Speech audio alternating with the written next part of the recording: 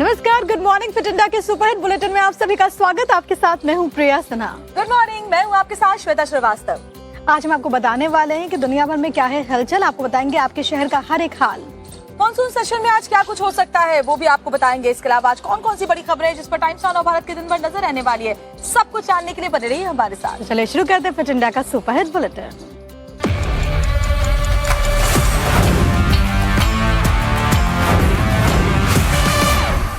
और बड़ी खबर आपको बता रहे हैं, बांकीपुर और दतिया उपचुनाव से जुड़ी हुई चुनाव प्रचार का आज आखिरी दिन है। 30 जुलाई को दोनों जगहों पर यानी कि बिहार के बांकीपुर और मध्य प्रदेश के दतिया में वोटिंग होगी। 3 अगस्त को आएंगे नतीजे। तो उसके लिए चुनाव प्रचार का आज आखिरी दिन है। आज चुनाव प्रचार का शोर थम जाएगा। तो बड़ी खबर आपको बता रहे हैं, 30 जुलाई को दोनों जगहों पर विधानसभा उपचुनाव होने हैं और बांकीपुर और दतिया ये दोनों ही सीटों पर ये उपचुनाव से जुड़ी बड़ी खबर है। 3 अगस्त को दोनों ही उपचुनावों के नतीजे आएंगे। बिहार का बांकीपुर जो कि अपने आप में बहुत दिलचस्प है। यहाँ पर भारतीय जनता पार्टी के राष्ट्रीय अध्यक्ष नितिन नवीन विधायक रहे। हालांकि उनके इस्तीफे के बाद ये सीट खाली हुई जिस पर बाई इलेक्शन हो रहा है। वहीं मध्य प्रदेश का दतिया, नरोत्तम मिश्रा को टिकट नहीं मिला, इसकी वजह से काफी ज्यादा सुर्खियों में रहा। लेकिन अब देखना बहुत अहम होगा कि यहाँ की जो जनता 30 जुलाई को निकलती है मतदान करने के लिए, तो उसके जहन में कौन कौन से मुद्दे होते हैं।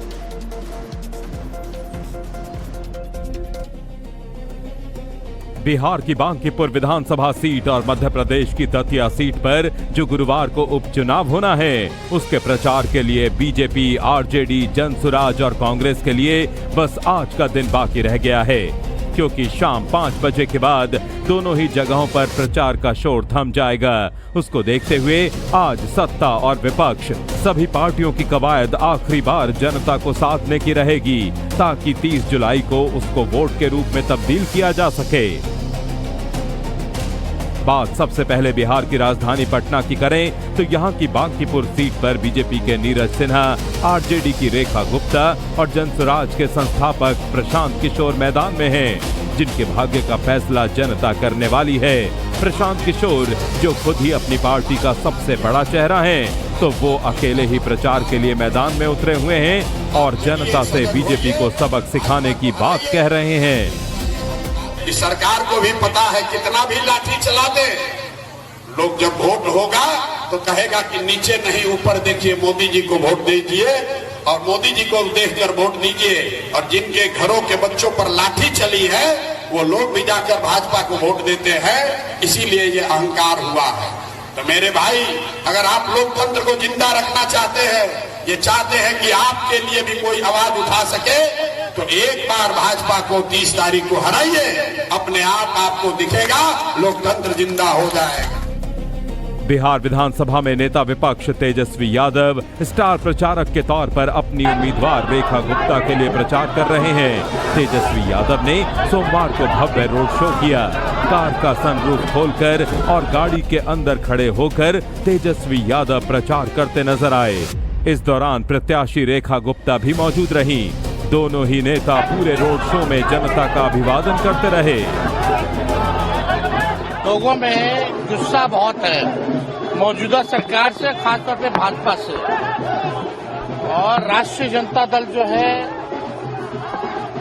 मजबूत विकल्प के तौर पर इस बार बांकीपुर जो सीट है ये अपना सबसे बेहतरीन प्रत्याशी रेखा गुप्ता जी को उतारा है और लोगों का प्यार और जो समर्थन मिल रहा है, लोग फूलों से, हाथी, घोड़ा, ऊंटों से लोगों ने स्वागत किया।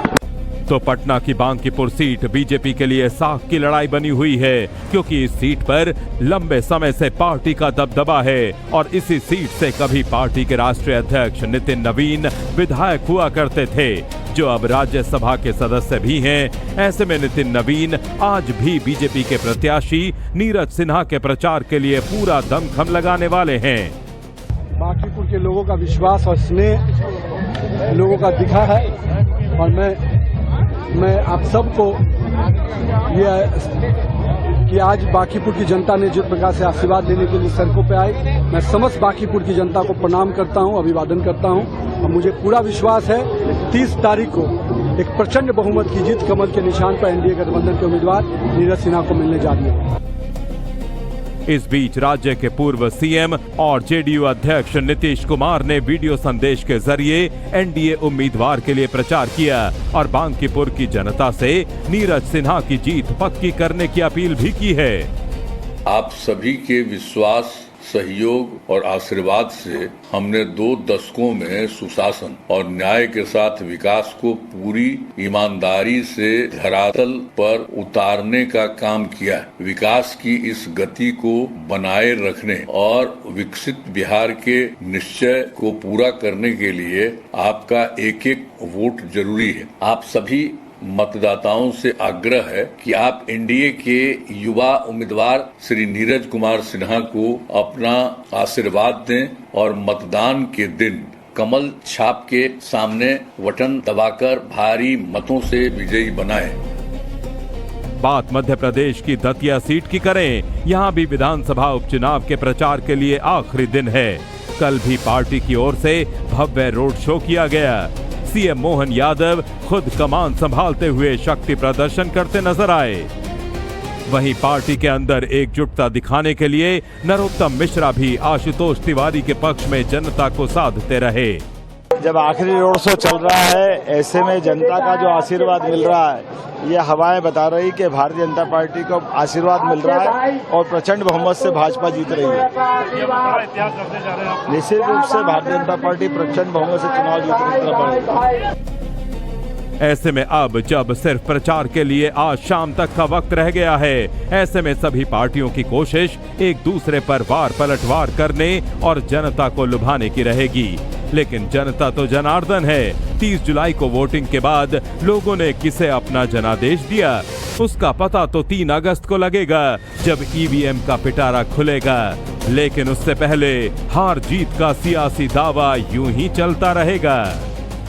और यूनिवर्सिटी पर जो जंग चल रही थी, फिलहाल बताया जा रहा है कि थोड़े वक्त के लिए उस पर ब्रेक लग गया है, क्योंकि रामपुर में आजम खान की जौहर यूनिवर्सिटी पर बुलडोजर नहीं चलेगा। पूरी खबर क्या है, आप देखिए इस रिपोर्ट में। रामपुर में आजम खान की इस जौहर यूनिवर्सिटी पर फिलहाल बुलडोजर एक्शन नहीं होगा। रामपुर के डिस्ट्रिक्ट मजिस्ट्रेट के आदेश पर मुरादाबाद के कमिश्नर ने रोक लगा दी है। अब रामपुर डेवलपमेंट अथॉरिटी इस मामले में फाइनल फैसला होने तक यूनिवर्सिटी के खिलाफ कोई कार्रवाई नहीं करेगी। हमें कमिश्नर कोर्ट से स्टे मिल गया है, इसलिए हम सभी लोग खुशी मना रहे हैं और हम कमिश्नर कोर्ट का स्वागत करते हैं फैसले के लिए और कमिश्नर साहब का सभी छात्रों की तरफ से मैं शुक्रिया अदा करना चाहता हूँ। देखिए, अभी हमारी मांग पूरी नहीं हुई है, क्योंकि हमारी मांग जो थी वो ध्वस्तीकरण के निर्देश को निरस्त करने की, ना कि इससे करने की, तो अभी धरना जारी रहेगा। आरडीए ने मोहम्मद अली जौहर यूनिवर्सिटी की 40 में 38 बिल्डिंग्स को इल्लीगल घोषित कर दिया था। प्राधिकरण की जांच में दावा किया गया कि यूनिवर्सिटी परिसर में बने 38 भवन बिना स्वीकृत मैप के तैयार किए गए हैं। इसी आधार पर यूनिवर्सिटी प्रबंधन को नोटिस जारी कर 15 दिनों के भीतर इन 38 भवनों के ध्वस्तीकरण का आदेश दिया गया था। लेकिन फिलहाल के लिए मुरादाबाद के कमिश्नर ने इस आदेश पर रोक लगा दी है, जिसके बाद छात्रों में खुशी का माहौल है, लेकिन वो अभी भी धरने से हटने को तैयार नहीं। जो कमिश्नर कोर्ट का फैसला आया है हम उसका वेलकम करते हैं, लेकिन हमारी ये मांग नहीं थी कि उस पर स्टे दे दिया जाए। हमारी मांग थी कि उसको बिल्कुल खारिज कर दिया जाए, क्योंकि हम यहाँ पर रात दिन बारिश में, आंधी तूफान में से नहीं बैठे थे कि उस पर स्टे दे दिया जाए। हम बिल्कुल, जैसा साकिब ने कहा, कि हमारा धरना तब तक जारी रहेगा जब तक खारिज नहीं हो जाता। जौहर पर सियासी जंग भी जारी है। कमिश्नर के आदेश को रामपुर पहुंचे कांग्रेस के प्रदेश अध्यक्ष अजय राय ने स्वागत योग्य बताया है और कहा कि जौहर यूनिवर्सिटी की एक ईंट भी नहीं हटने देंगे। कि आजम खान साहब ने जो पूरा जीवन समर्पित करके ये यूनिवर्सिटी बनाई है जौहर विश्वविद्यालय, हम लोग एक एक साथी के कार्यकर्ता, हमारा एक एक भाई खड़ा है। क्या कहेंगे, पूरी तरह से स्टे नहीं मिला है, बीच से रोक लगी है? नहीं, स्टे है, जब तक फाइनल मुकदमे का निस्तारण नहीं होगा तब तक ये स्टे है। अब मैं इतना ही कहना चाहूँगा कि अब सरकार के अंदर ये समझ चुकी है कि अब यहाँ पर जो विश्वविद्यालय है ये जनहित के लिए है, ये शिक्षा का मंदिर है, बच्चों का भविष्य, देश के बच्चे हैं, इनके भविष्य के साथ खिलवाड़ करेंगे तो पूरे देश के अंदर आंदोलन होगा, गली गली से बच्चे निकलेंगे और इसका विरोध करेंगे। मुरादाबाद कमिश्नर कार्यालय में आज 28 जुलाई को सुनवाई होनी थी, लेकिन कंडोलेंस के चलते आज हड़ताल रहेगी। इससे पहले ही मुरादाबाद कमिश्नर ने यूनिवर्सिटी में ध्वस्तीकरण पर रोक लगा दी। आजम खान की पत्नी तंजीन फातिमा ने कहा है कि आजम खान की राजनीति और वजूद को कोई खत्म नहीं कर सकता। वो इस यूनिवर्सिटी के लिए आखिर तक लड़ती रहेंगी। ये कार्रवाई बस विश्वविद्यालय को बर्बाद करने के लिए हो रही है। इससे पहले भी 2 आरपीएस स्कूल थे, वो आरपीएस स्कूल्स बिल्कुल खंडर पड़े हुए थे और उन खंडरों को लीज पर लेकर आजम खान साहब ने इन्हें बनवाया और यहाँ छात्र संख्या भी बहुत अच्छी थी, लेकिन उसमें कुछ न कोई बहाना लगाकर उन्हें खाली करवा लिया गया। और यहाँ के छात्र छात्राओं से आप मिली हैं, क्या कह रहे हैं वो कह रहे हैं हम संघर्ष करेंगे और अगर यूनिवर्सिटी मान लीजिए 1% अगर इसके भवन ध्वस्त भी कर दिए जाते हैं तो हम पेड़ों के नीचे बैठकर पढ़ेंगे, जमीन पर बैठकर पढ़ेंगे। क्या आजम खान साहब की राजनीति को खत्म करने के लिए, उनका वजूद खत्म करने के लिए इस तरह से सब हो रहा है? देखिए, आजम खान साहब की राजनीति और वजूद को तो कोई नहीं खत्म कर सकता। साहब को वैसे भी प्रताड़ित कर रखा है। आज उसी नफरत की राजनीति को शिक्षा के मंदिर तक ले आए, लेकिन हम उसे टूटने नहीं देंगे। ये हमारा वादा भी है और इरादा भी। पेपर लीक से जुड़ी बड़ी खबर आपको बता रहे हैं। आज लोकसभा में पास हो सकता है एंटी पेपर लीक बिल। इस वक्त की बड़ी खबर है, आज चर्चा की उम्मीद है, क्योंकि बीते दिन आपने देखा कि लोकसभा स्पीकर की तरफ से बाकायदा अपील की गई, लेकिन अभी जो जानकारी है वो ये कि आज विपक्ष भी इसको लेकर के चर्चा करने के मूड में नजर आ सकता है। लोकसभा स्पीकर की तरफ से उन्हें मना लिया गया है। आज सुबह 9:30 बजे एनडीए संसदीय दल की बैठक है। बैठक के दौरान प्रधानमंत्री एनडीए सांसदों को संबोधित करेंगे। इससे पहले सोमवार को लोक परीक्षा संशोधन बिल पेश किया गया था। दोपहर के 1 बजे से बिल पर चर्चा शुरू हो सकती है। सूत्रों के हवाले से बड़ी खबर है, सोमवार को संशोधन बिल पेश किया गया था। हालांकि विपक्ष ने हंगामा किया, जिसकी वजह से कार्यवाही बाधित हुई, लेकिन अब जो बड़ी जानकारी है वो ये कि आज इस विषय पर चर्चा हो सकती है।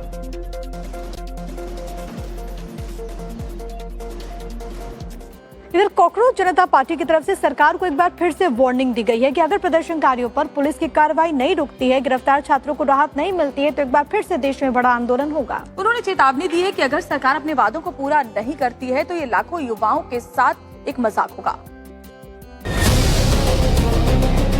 कॉकरोच जनता पार्टी ने केंद्र सरकार को एक बार फिर से चेताया है। सीजेपी प्रवक्ता आशुतोष रांका ने ऐलान किया है कि प्रदर्शनकारियों पर पुलिस की कार्रवाई नहीं रुकी और गिरफ्तार छात्रों को राहत नहीं मिली तो वो फिर से आंदोलन शुरू करेंगे। If all the protesters are not released and FIRs are not withdrawn, soon we'll be forced to do another sit-in protest here in Delhi. CJP ने सरकार पर आरोप लगाया है कि सरकार ने समझौता तोड़ा है। बिहार और पश्चिम बंगाल में सैकड़ों छात्रों को गिरफ्तार कर झूठे मुकदमों में फंसाया गया है। सीजेपी प्रवक्ता सौरभ दास ने एक्स पर लिखा, यदि सरकार अपने वादे से पीछे हटती है तो ये लाखों युवाओं के विश्वास के साथ धोखा होगा। असम, पश्चिम बंगाल और बिहार में छात्रों और प्रदर्शनकारियों को हिरासत में लिया जा रहा है और उनके खिलाफ कार्रवाई की जा रही है। सीजेपी के प्रवक्ता रांका ने अपने बयान में कहा कि 20 जुलाई को केंद्रीय मंत्री जेपी नड्डा और जितेंद्र सिंह के साथ जो समझौता हुआ था, सरकार को उस पर कायम रहना होगा। On 20th July, we had an agreement with JP Nadda ji and Jitendra Singh ji that no FIRs will be lodged against protesters and organizers, not just in Delhi for 20th July or the events preceding that, but also on the ongoing protests across the country in BJP-allied states. And there was an agreement on withdrawing the FIRs which had already been filed. उधर supreme court में 20 जुलाई के संसद चलो प्रदर्शन के दौरान कथित pellet gun firing के मामले में जनहित याचिका दायर की गई है। याचिका में भीड़ नियंत्रण के लिए पैलेट गन के इस्तेमाल पर रोक लगाने और घायल प्रदर्शनकारियों को मुआवजा देने की मांग की गई है। एक और याचिका में पत्रकारों के खिलाफ हुई हिंसा की ओर कोर्ट का ध्यान दिलाया गया है।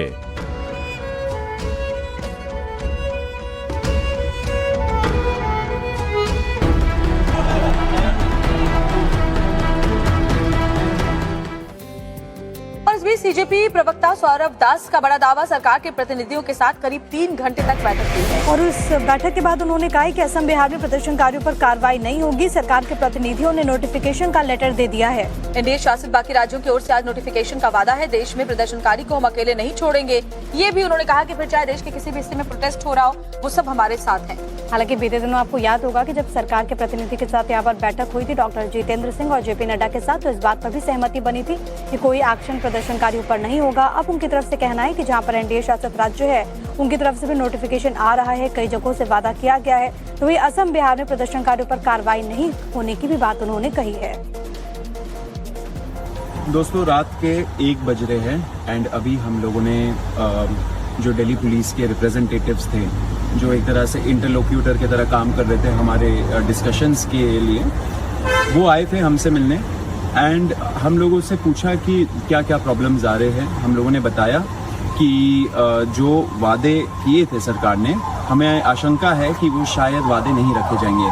तो वो साथ में ये government of Bihar home department का जो प्रेस रिलीज है जिसमें उन्होंने बोला है कि सारे एफआईआर वापस लिए जाएंगे प्रोटेस्टर्स के खिलाफ एंड फ्यूचर में भी कोई एक्शन नहीं लिया जाएगा, वो प्रेस रिलीज लेके आए थे। एंड साथ साथ हम लोग बैठ के ये डिस्कस कर रहे थे कि कौन कौन से दूसरे गवर्नमेंट्स हो सकते हैं, स्टेट गवर्नमेंट्स, जो ऐसे सिमिलर नोटिफिकेशंस निकाले जिससे प्रोटेस्टर्स को कोई हार्म ना आए। तो ऐसे ही कॉकरोच जनता पार्टी हम लोग पूरे दिन एंड जब से ये प्रोटेस्ट शुरू हुआ है हम लोग प्रोटेस्टर्स के लिए काम कर रहे हैं। एंड अभी हम लोगों ने काफ़ी लंबा डिस्कशन किया, ऑलमोस्ट 1.5-2 घंटे हो गए करते हुए, अभी हम लोग निकल रहे हैं। एंड सरकार ने गारंटी दिया है कि कल तक जितने भी हमारे एप्रीहेंशंस थे कि ये स्टेट में कुछ हो जाएगा, वो स्टेट में हो जाएगा, उन सब का नोटिफिकेशंस निकल आएगा एंड प्रोटेस्टर्स एक तरीके से सेफ रहेंगे। फ्यूचर में भी उनके खिलाफ कोई एक्शन नहीं होगा। कल हमें और ज़्यादा डिटेल्स पता लगेंगे। और हमें ये भी चीज़ बोली गई है कि जो भी ये नोटिफिकेशंस आ रहे हैं, even after that if we see, अगर हमारे पास कोई भी कंप्लेन आ रही है कि नहीं ले गए हैं केस वापस, तो वी कैन उनसे बात कर सकते हैं हम लोग, और वो मेक श्योर करेंगे कि सारी चीज़ें उनके तरफ से हुए। उन्होंने हमें ये भी बोला है कि जो भी बाकी स्टेट्स के जितने वो हमें चाहते हैं वो हम कल सुबह तक उनको बता दें। ऑफकोर्स अभी रात हो गई है तो हम देखेंगे कि बाकी कौन कौन से स्टेट है, मैंने ट्वीट भी करा है उसके बारे में। So if you have any information please give it to अस।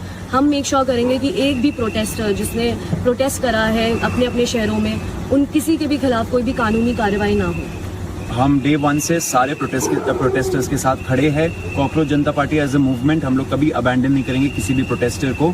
मैं, रत्ना, आशु, अभिजीत, वैष्णवी, सब लोग पूरे टाइम लगे पड़े हैं कि कोई भी प्रोटेस्टर को कोई हार्म नहीं आना चाहिए। ऐसे ही हम लोग एक साथ आगे बढ़ते रहेंगे। युवा शक्ति जिंदाबाद। एक और चीज़ है जो लीगल हेल्प का जो भी चल रहा था अभी तक, उसमें ये चीज़ है कि हमने इंडिविजुअली जो भी लॉयर्स जिनको भी हेल्प कर रहे हैं, ऑफ कोर्स अभी हमारे पास टीम नहीं है जो हम बनाएंगे लेटर, बट जितने भी लॉयर्स जहाँ रिप्रेजेंट कर रहे थे हम उनको रीच आउट कर रहे थे और उनसे पल पल की खबरें जो हमें मिल सकती थी वो हमने अपना बेस्ट ट्राई करा। और अभी हमने मेक श्योर भी करा कि वो सारे लॉयर्स ने भी जो एफर्ट डाला है वो जो है वो ख़राब ना हो और हमें एक अश्योरेंस मिले जो राइटिंग में हमें ऑलरेडी मिल चुका है। दिल्ली समेत देश भर में छात्रों के आंदोलन पर सियासत अब भी गर्म है। दिल्ली में छात्रों पर हुए लाठीचार्ज के मुद्दों को विपक्षी पार्टियां इस वक्त जोर शोर से उठा रही हैं। कांग्रेस हो, समाजवादी पार्टी हो या फिर दूसरी विपक्षी पार्टियां सरकार पर हमलावर है। सदन के अंदर भी इसको लेकर गतिरोध जारी है। दिल्ली समेत देश भर में छात्रों के आंदोलन पर सियासत अब भी गर्म है। दिल्ली में छात्रों पर हुए लाठीचार्ज के मुद्दे विपक्षी पार्टियां जोर शोर से उठा रही हैं। कांग्रेस, समाजवादी पार्टी और विपक्ष की दूसरी पार्टियां सरकार पर हमलावर हैं। हम चाहते हैं कि होम मिनिस्टर जी आए और सदन पे इस पे जवाब दे और साथ ही इस पे जवाब दे कि जो ये कार्य किया गया, जहाँ बच्चों को पीटा गया है, आखिर ये क्यों किया गया, आखिर सरकार पहले ही क्यों नहीं मान गई एजुकेशन मिनिस्टर के रेजिग्नेशन को लेकर। आपने आश्वासन दिया बच्चों को केस मुकदमे नहीं लगेंगे, पर मुकदमे लग रहे हैं। अगर सोशल मीडिया पे लिख रहे हैं तो पुलिस जा रही है उनके घर पे, तो क्या आश्वासन था? छात्रों पे जो वायलेंस हुआ, एक्सेसिव यूज हुआ, पैलेट गन्स यूज किए जो कम्प्लीटली आउट ऑफ प्रोटोकॉल है। सीआरपीएफ का रैप और दिल्ली पुलिस दोनों अमित शाह को रिपोर्ट करते हैं। तो या तो अमित शाह खुद ने ऑर्डर दिया है, इन विच केस वो अकाउंटेबल है, और अगर वो खुद ऑर्डर नहीं दिए तो उनके मंत्रालय में उनके सिवा कौन ऑर्डर दे सकता है, वो भी वो जवाब दे। तो दोनों जगह अमित शाह को हमें यहाँ अंदर चाहिए जवाब देने के। विपक्ष के हंगामे की वजह से सोमवार को भी सदन की कार्रवाई कई बार स्थगित करनी पड़ी। लोकसभा स्पीकर ने कई बार सहमति बनाने और चर्चा शुरू करने की कोशिश की। आप आपस में सहमति बनाए। हम इस विषय पर चर्चा करना ही चाहते हैं। उधर बीजेपी सांसद जगदम्बिका पाल ने विपक्षी पार्टियों पर निशाना साधा। उनका कहना है कि विपक्ष सिर्फ राजनीति कर रहा है। सरकार ने उन युवाओं और छात्रों की मांगे मान ली हैं, फिर भी सदन की कार्यवाही में बाधा डाली जा रही है। विपक्ष को ना तो छात्रों के हितों की परवाह है और ना ही उनके भविष्य की, सिर्फ राजनीति कर रहे हैं। जिस कांग्रेस का विपक्ष का इस आंदोलन से कोई वास्ता नहीं है और जिनका था वो उनसे 2 बार मिनिस्टर्स के समझौते हो गए, सरकार के हो गए, तो अब इसके बाद सदन 1 हफ्ते वॉश आउट हुआ, दूसरे में जब वही विधेयक आया है तो इससे साफ है कि राहुल गांधी का पार्लियामेंट्री डेमोक्रेसी में कोई फेथ नहीं, केवल हंगामा। इस बीच छात्र आंदोलन में 26 दिन तक अनशन करने वाले सोनम वांगचुक को आज मेदांता अस्पताल से छुट्टी मिल गई। मेदांता अस्पताल से लौटने के बाद सोनम वांगचुक ने राजघाट पर जाकर महात्मा गांधी को श्रद्धांजलि दी और शांति का संदेश दिया। अच्छी बात है, उस पर चर्चा हो और चर्चा के बाद जो भी उपयुक्त हो अच्छी तरह चर्चा करके उसे अपनाया जाए। मुझे उम्मीद है कि वादे निभाए जाएंगे। जो शांतिपूर्ण जो प्रदर्शन कर रहे हैं उन पर कोई एक्शन नहीं होगा।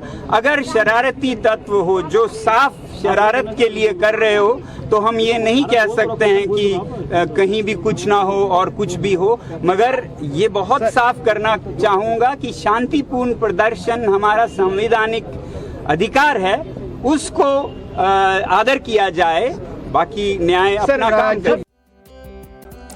और चलिए अब बात कर लेते हैं बिहार की, जहां पर सिवान में प्रदर्शनकारी छात्रों पर जो पुलिस ने कार्रवाई की उस पर नेता प्रतिपक्ष तेजस्वी यादव खासे गुस्से में हैं। तेजस्वी ने सम्राट सरकार को चेतावनी दी है कि आरजेडी छात्रों के साथ है और जंतर मंतर से भी बड़ा आंदोलन पटना में होगा। बिहार के सिवान में 25 जुलाई को प्रदर्शन कर रहे छात्रों पर AK-47 से गोली चलाने का वीडियो वायरल है। इस मामले को लेकर अब सियासत पूरी तरह से गर्म है। बिहार विधानसभा नेता प्रतिपक्ष तेजस्वी यादव ने इसको लेकर केंद्र की मोदी और बिहार की सम्राट सरकार पर सीधा अटैक किया है। कितने बड़े से बड़े आंदोलन हुए, आज तक किसी भी राज्य में देश के कोई भी पूर्व में, भूत में, वर्तमान में अगर AK-47 अगर चलाया गया हो किसी आंदोलन को रोकने के लिए या भीड़ को कंट्रोल करने के लिए, तो आप हमको बताइए। ये पहली घटना है। ये सम्राट चौधरी मुख्यमंत्री बनने के बाद 100 दिन में कुछ काम नहीं किया, लेकिन छात्रों पर गोली चलवाया। AK-47 से फायरिंग के दावे पर पुलिस प्रशासन ने एक्शन लिया है। बिहार पुलिस के SIT के जवान अभिषेक पटेल को निलंबित कर दिया गया है। जी, उस सिपाही को तत्काल प्रभाव से निलंबित कर दिया गया है एवं उसके विरुद्ध विभागीय कार्रवाई प्रारंभ की गई है। उनको आदेश नहीं था, उनको हवाई फायरिंग भी नहीं करनी चाहिए थी और उन्हें इस तरह का शस्त्र वो पब्लिक में ले ही नहीं जाना चाहिए। वो फंस गए थे, जैसे पूर्व में SP साहब ने बताया, कहीं और जा रहे थे और इस कमोशन में फंस गए थे। वहीं आइसा की राष्ट्रीय अध्यक्ष नेहा बोरा पटना पहुंची। उन्होंने जेल में बंद सभी गिरफ्तार साथियों और छात्र नेताओं से मुलाकात की। नेहा ने कहा, अगर बिहार में गिरफ्तार किए गए छात्रों की रिहाई नहीं हुई तो यहाँ भी दिल्ली के जंतर मंतर जैसा नजारा होगा। तो जो प्रदर्शन जंतर मंतर पे चल रहा था उसको बिहार पहुंचने में कोई देर नहीं लगेगी। किसी भी तरीके का प्रोसिक्यूशन, किसी भी तरीके का विछंड जो इस वक्त छात्रों का यहाँ पे हो रहा है, प्रदर्शनकारियों का हो रहा है, बिल्कुल भी टॉलरेट नहीं किया जाएगा। उधर छात्र आंदोलन पर सम्राट सरकार ने बड़ा फैसला लिया है। गृह विभाग ने प्रेस रिलीज कर कहा है कि छात्रों और प्रदर्शनकारियों के खिलाफ की गई कई कानूनी कार्रवाइयों को वापस लिया जाएगा। नीट पेपर लीक के खिलाफ हुए प्रदर्शन के बाद बिहार पुलिस ने 600 स्टूडेंट्स को डिटेन किया था। ये कार्रवाई तब हुई थी जब दिल्ली में केंद्र सरकार ने प्रदर्शनकारी स्टूडेंट्स पर पुलिसिया कार्रवाई नहीं करने का ऐलान किया था। और देखिए, पेपर लीक को लेकर के जो विरोध है अभी पूरी तरह से थमा भी नहीं है और इसी बीच गुजरात के आयुर्वेद यूनिवर्सिटी में भी पेपर लीक की खबरें सामने आ रही हैं। हालांकि यूनिवर्सिटी ने इस पूरे मामले में संज्ञान लेते हुए जांच के आदेश दे दिए। बाकायदा कमेटी का गठन भी हुआ है। आपको दिखाते हैं रिपोर्ट। पेपर लीक के मसले पर छात्रों का प्रदर्शन अभी थमा नहीं है। सरकार पेपर लीक पर सख्त कानून बना रही है, लेकिन बावजूद इसके पेपर लीक थमने का नाम नहीं ले रहा। अब गुजरात की मशहूर आयुर्वेद यूनिवर्सिटी भी पेपर लीक की आशंका से घिरी है। जामनगर की गुजरात आयुर्वेद यूनिवर्सिटी में BA-MS के सर्जरी सब्जेक्ट 1 की परीक्षा से पहले ही व्हाट्सएप पर जरूरी बातें वायरल होने के आरोप लग रहे हैं। दावा किया जा रहा है कि सोशल मीडिया पर वायरल हुए सवाल और परीक्षा में पूछे गए सवालों में काफी समानता है। हालांकि विवाद शुरू होते ही यूनिवर्सिटी ने पूरे मामले की जांच के लिए कमेटी बनाई है। इस पर यूनिवर्सिटी प्रशासन मीडिया से बात करने को तैयार नहीं है। उन्होंने अपनी तरफ से एक बयान स्थानीय गुजराती भाषा में जारी किया है। फिलहाल यूनिवर्सिटी से जुड़े करीब 25 कॉलेजों के स्टूडेंट्स के दूसरे सब्जेक्ट्स के एग्जाम पहले से तय प्रोग्राम के अनुसार जारी हैं। पेपर लीक के शक ने राज्य के एग्जाम सिस्टम की क्रेडिबिलिटी पर फिर से सवाल खड़े कर दिए हैं। अब उनकी निगाहें यूनिवर्सिटी की बनाई जांच कमेटी की रिपोर्ट पर हैं। स्टूडेंट्स और पेरेंट्स की निगाहें इस बात पर हैं कि क्या जांच में फैक्ट सामने आएंगे और जिम्मेदार लोगों के खिलाफ क्या एक्शन लिया जाएगा।